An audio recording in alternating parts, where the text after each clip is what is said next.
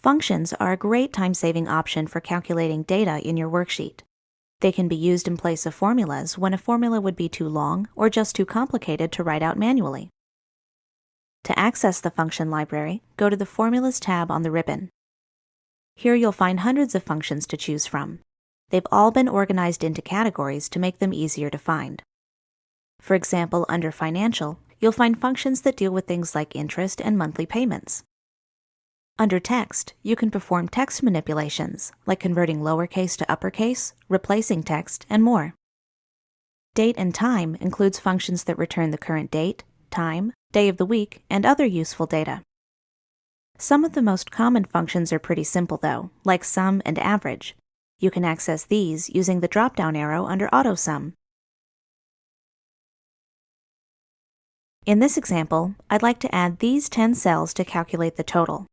If I tried to create a formula for that, I'd have to add each cell individually. Not only would that be tedious, it would also make the formula really long, especially if I had, say, 100 cells that I wanted to add. So instead of creating a formula, I'm going to use a function. First, select the cell where you want the answer to appear. Then choose a function. In our case, we'll open the AutoSum menu, and then choose Sum. Now Excel has inserted the function and also selected the cells that are being added together. If it selects the wrong cells, you can always change that by dragging the corner handles here. When you're done, press Enter on your keyboard, and the answer will appear. Let's look at this function in a little more detail. Just like formulas, functions always start with an equal sign. But you may have noticed that there are no mathematical operators, such as addition or subtraction, like you would normally see in a formula. Instead, functions use a specific syntax that includes the name of the function, followed by one or more arguments in parentheses.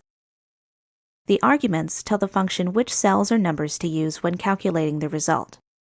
In this example, we only have one argument, even though there are two different cell references. This is called a range of cells, or a cell range. A cell range is represented by two different cell references with a colon in between. In this case, the range consists of all the cells between D3 and D12. If you want to use more than one argument, you'll need to separate each one with a comma. Let's try a different function now. In this example, we have a column for the date that each item was ordered and the date that it was received. What I'd like to know is how many business days it took for each item to be delivered. First, select the cell where you want the function to go. Then choose a function if you know what category it's in. If you don't, you can try searching for it instead. Just click the Insert Function command on the far left of the ribbon. Searching for functions can be tricky, but for more experienced users, this can be an extremely useful tool. Just type a description of the function you're looking for. I'm looking for something that'll count the number of days that have elapsed, so I'll type count days and then press Enter. We've gotten a lot of different results here. To learn more about a function, just click the name, and a description will appear below. The function called net workdays returns the number of workdays between two dates, and that's exactly what we want. So I'm just going to click OK, and another dialog box will appear. There will be separate fields for each argument in the function. This function has up to 3 arguments: start date, end date, and holidays. When you click a field, you'll see a description of it below. And if you need more help, you can click the link that says Help on this function.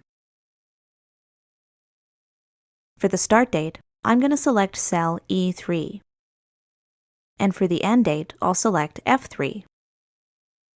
We know the holidays argument is optional because it's not in bold, so I'm going to leave that one blank. Before you continue, you can check the result of the function here. When you're ready, click OK, and the function will be added to the worksheet. Just like with formulas, you can copy the function using the fill handle here. And now we can see the number of business days it took for each item to be delivered. If you've never used functions before, the syntax may seem a little strange at first. But with some practice, you're bound to get the hang of it, and soon you'll be using your favorite functions over and over.